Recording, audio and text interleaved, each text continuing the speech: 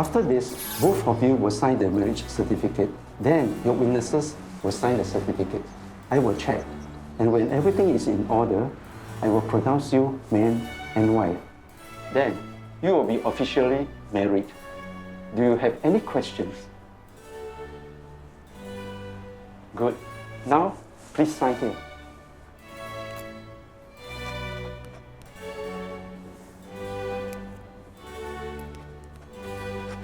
And now the witnesses.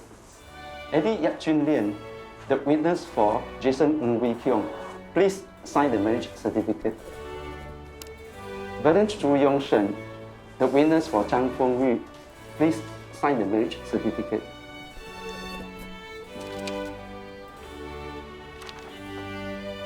Good. Please rise. Jason Ng Wee Kiong and Zhang Feng Yu, I now pronounce you man and wife. Congratulations. 好，来，我们来拍个照留念。来，新郎近一点嘛，别这么害羞，亲一个。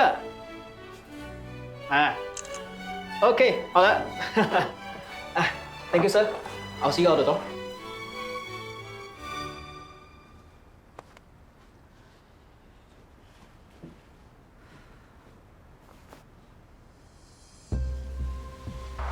所以我们可以开始申请长期探访准证了吗？你还记得我们的协议吗？啊。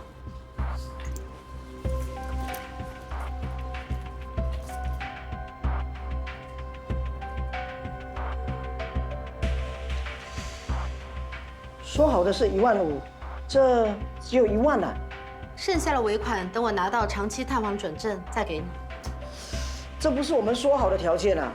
我现在还没有拿到证件，万一你跑了，哎，总之，等我拿到了长期探访准证，一定会付清的。这不是我们同意的条件啊！Hey, it's okay.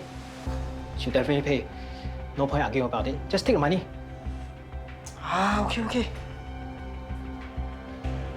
风雨，下个礼拜到移民局关卡局，预约日期已经安排好了，记得要带你的结婚证，因为你现在的身份是新加坡公民的配偶。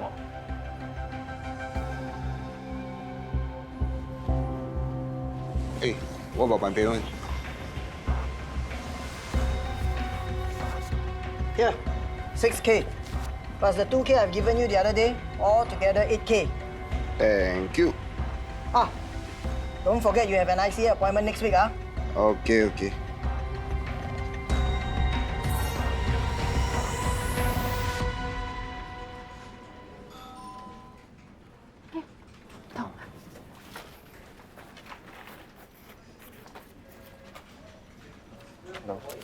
这些是我们证件的原件。好的 ，IC please。王太太，你们上个星期刚结婚。是的。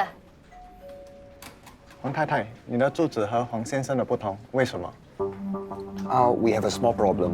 Her son does not like me too much. So we have decided to keep the peace and to make everyone happy. She will stay at her apartment during the weekdays and at my flat during the weekends. 是的，周末我才过去他那儿。你儿子几岁了？16岁。When he gets older, and maybe things will change, and we'll live together as a family. I see. 好的，洪太太，我们会处理你的长期探访准证，你会在4到6个星期内知道结果。谢谢你。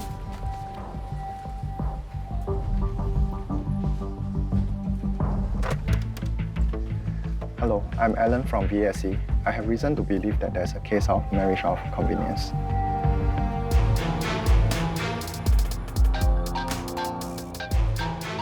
Hello? Yeah, I'm on my way there. I'll see you. Good morning, guys. Morning, Ms. Iba. Morning. Ma'am, Visitor Services Centre have recently flagged a case of suspicious long-term visit pass application. The applicant's name is Zhang Fengyi, a Chinese national, and she applied as a spouse of a Singapore citizen. Her husband is Jason Ng Wee Kiong, a Singaporean, and they both got married last week before applying for the pass. According to our background checks, Zhang Fengyu came to Singapore in 2007 and she's here on a long-term visit pass. Her son is here on a student's pass, and she applied under the mother of a child studying in Singapore on the student's pass scheme. So where's the son studying now? Currently in secondary school. Right, so if he graduates secondary school or progresses to tertiary education, the mother will not be able to apply for a long-term visit pass under the mother of a child studying in Singapore on student pass scheme. But if she's applying for a long-term visit pass as a wife of a Singaporean, what happened to the son's father? She declared in a prior long-term visit pass application that they were divorced on 2nd November 2015. Then what raised the red flag? Zhang Fengyi and Jason have different registered residential addresses. The reason is that Jason doesn't get along with Fengyi's son, so they don't live together. However, Fengyi claims that she stays over at Jason's flat on the weekends.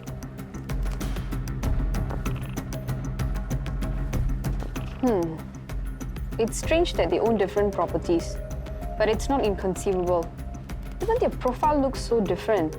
They don't have much similarities. She does not work but owns a car and a landed property. He works at a food court and lives in a flat. They don't even live near each other. How did they find each other? They could have similar interests, mutual friends, or maybe they met online.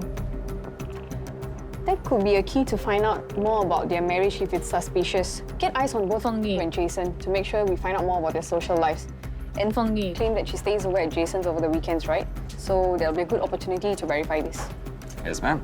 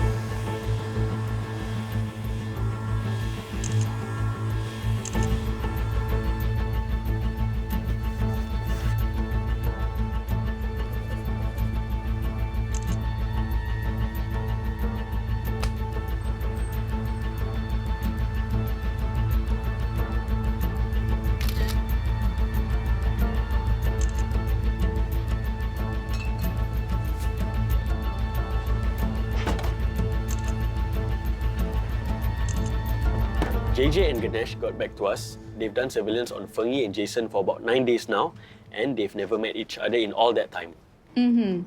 Even according to these reports, this couple doesn't seem to have many interests that's in common. Fengyi is more interested in lifestyle activities like patronizing high-end retail outlets and beauty treatments. And Jason spends most of his time either working or with his line dance troupe.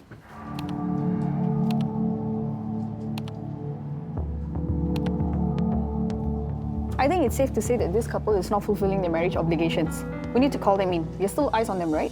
Yes, JJ is keeping track of Fengyi and Ganesh is watching Jason. Good. We need to call them in simultaneously so that they don't alert each other. Right? Let's go.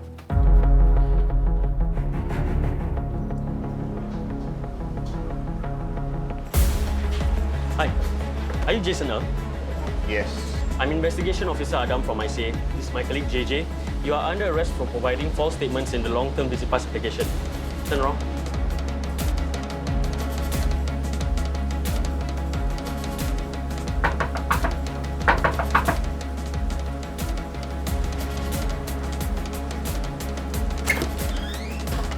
请问你是张凤宇吗？我是啊，你们我是移民与观察局的调查员 Nicholas， 这是我同事 Siva。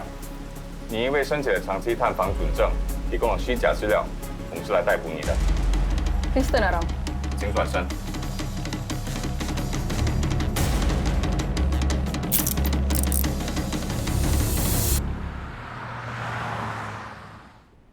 我需要拿到长期探访准证。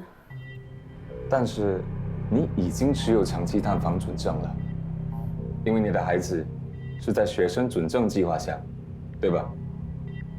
是，可是他马上就要毕业了，他一毕业我就要回国。我喜欢这儿，我想要住在新加坡，所以我要想办法留在这儿呀。这么说，你是为了个人利益，我是假结婚。不是的，是别人教我的。不，是谁？我遇见一个人，他叫 Eddie， 他告诉我，假结婚是唯一可以让我留在这儿的方法。谢谢啊。哎，丰玉，好久不见了，你又来了。对啊，女人经常要做保养嘛，所以要多做头发护理。怎么样，你最近好吗？还好啦，找到了新工作。哎，你呢？啊，老样子了。怎么叹气呢？你的儿子应该长大了吧？中学快毕业了，对吗？嗯，那你还担心什么？这个就是我最担心的原因。你看，他以前啊，就是因为过来这儿读书，我才拿着长期探访准证。可现在他快毕业了，那我不是别无选择，要回国了吗？怎么会没选择呢？在新加坡找份工作就会有工作准证啦。你说的倒容易，这儿是讲英文的，我的文化程度又不高，哪有这么容易有间新加坡公司发我一个工作证啊？这也对。哎，等等，你离婚了对吗？那找个新加坡老公嫁了，不就可以长期住在这了吗？找老公，你说找就找啊？找老公又不是找爱情。啊，你说的有道理，有道理。对呀，你有钱，什么问题都可以解决的，包括找老公。老公？对，我可以介绍个朋友给你认识，他很厉害的。所以过后你就答应了。没有，后来是因为他们说服了我。Eddie？不是，他带我去见了一个他的朋友，叫 Valen。哎，丰玉，这是我的朋友 Valen， 他会帮你处理完你所有的问题。你好。你好。哇，你比 Eddie 形容的还要漂亮。来，请坐。谢谢你。你吃了没有？啊，吃了一点。啊，只吃了一点，那我应该请客。这里的咖啡的 cheesecake 很好吃的，要不要试一试？那帮我点杯拿铁，香草味的。Eddie 跟我提过你的事情，事实上，这个假老公对你来说是个很划算的交易。我们见面时 ，Valen 坚持要我找个假老公，虽然我拒绝了，可是这几个月来，他一直找我，一直缠着我。那过后发生了什么事？最后，我妥协了，同意了这件事情。 That wasn't a real marriage. I was paid to enter into a fake marriage. So how did you arrange this fake marriage? It wasn't me. It was through my friend Eddie. We've known each other since we were young. And Eddie offered me assistance with regards to my financial situation. So of course I said yes. That was when he told me about the fake marriage arrangement. Valen 说，我需要花费18000元。为什么要18000元？因为他说有很多东西要准备，要准备很多材料，还要在网上注册之类的。Eddie said he would pay me $8,000 if I marry a woman from China. He said he had a friend named Valen who would help arrange everything. So I said okay. 嗨，丰玉，这位就是你的新加坡老公 Jason。嗨，请坐。所以，请问需要多久的时间去提交结婚通知书啊？很快，5分钟就好。我需要你的护照 and I need IC。这儿。我可以不可以顺便跟你借一下电脑用一用？可以啊。丰玉，放心，这件事很简单，一切都包在我们身上。好了，我已经帮你们提交好你们结婚通知书了。现在也就是说，我和他已经结婚了。没有 ，Eddie 只是帮你们注册了婚姻和找了宣誓人，你们还要等到宣誓当天签了字之后，才能正式成为夫妻。接着，你就能以新加坡公民的配偶身份去申请长期探访准证。好，那需要多久啊？大约1个星期。谢谢你们。不客气。关于付款的事，剩余的钱我会在正式结婚后付给你们的。好的，谢谢。 After that first meeting, Eddie talked to Valen, and he gave me $2,000. Then he said he'll give me the rest at the solemnization. We need their numbers. 你有 Eddie 和 Valen 的联络号码吗？有，在我手机里。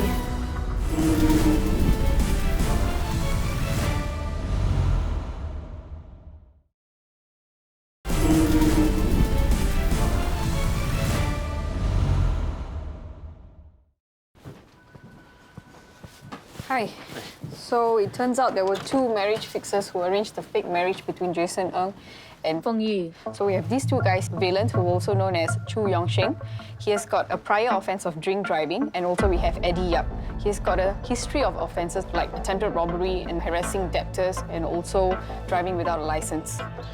Their names are also on the marriage certificate as witnesses. Eddie was Jason's witness, while Valen was Feng Yi's witness. They must be amateurs then. Because why would fake marriage arrangers put their own names as witnesses? We will find that out tomorrow. I've already invited the both of them down for interview. Mr. Yap, what do you have to say about the marriage of Zhang Fengyi and Jason Ng? I don't know anything. It's their marriage, right? But your name is on the marriage certificate. You were Jason Ng's witness. Yeah. He asked me to be his witness. So I agreed. So you knew Zhang Fengyi and Jason Ng before they got married? Yes, but we are not very close. But according to Jason Ng, you were his childhood friend.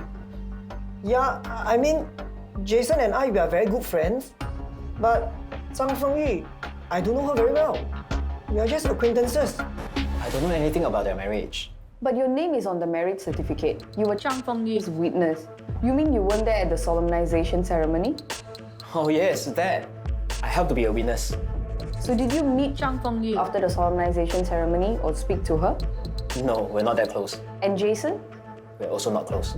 So you're helping someone by being their witness when you're not close to them? They asked me for help, so I decided to help them. Did you get paid for this? You mean an ang pao? Yeah, everyone gets an ang pao for helping out a wedding, right? It's a tradition. A $7,000 ang pao. No, it's not that much.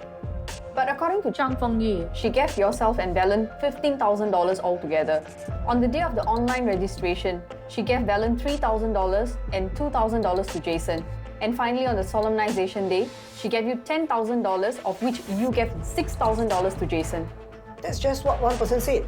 Jason corroborated Fengyi's story. Mr. Chu, if you didn't know them very well, and if you didn't help them with their fake marriage, why would Zhang Fengyi say that you did? There's no reason for her to lie at this point, right? I don't know why. But there's more, Mr. Chu. Jason Ng corroborated her account. What do you have to say to that? Eddie Yap, you're under arrest for arranging a marriage of convenience. Chu Yongxing, you're under arrest for arranging a marriage of convenience. Please stand up and face the wall.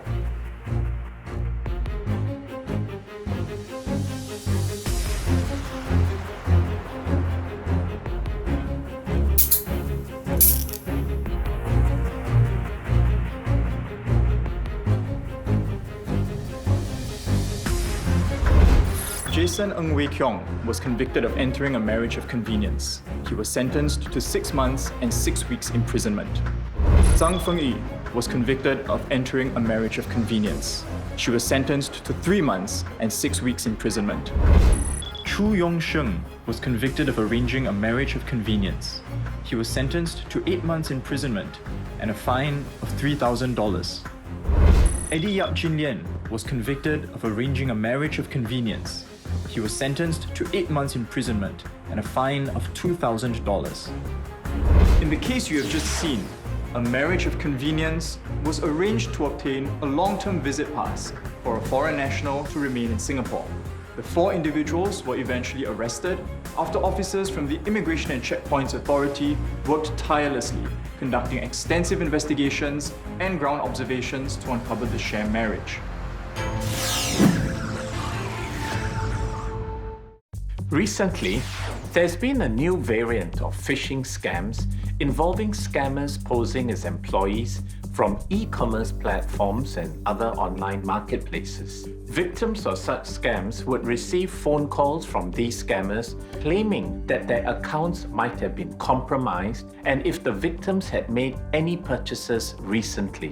When the victims replied that they have not made any purchases and asked to cancel the order, the scammers would ask the victims for their credit card or debit card numbers as well as their one-time password to facilitate the cancellation and refund process. In some cases, the scammers would send an email with a link to the victims and ask them to update their payment method as well as their address through the link provided. Once the victims provided the information, they would discover unauthorized transactions being made on their credit or debit cards. To protect yourself from such scams, here are some tips. Never answer a call with the plus prefix unless you're expecting an overseas call. Always verify the identity of the caller with official websites or sources. Never share your banking details or one-time password with anyone. Report fraudulent transactions to your bank immediately and terminate the credit or debit card used. Check email addresses and links to websites to make sure they are genuine and not spoofed. Let's take active steps to protect ourselves and our loved ones and be a scam-wise community. If you need advice, please call our anti-scam helpline at 1-800-722-6688 or go to www.scamalert.sg. We have come to the end of this episode of Crimewatch. I'm DSP Joshua Sudasan, and until next time, do your part to prevent, deter, and detect crime.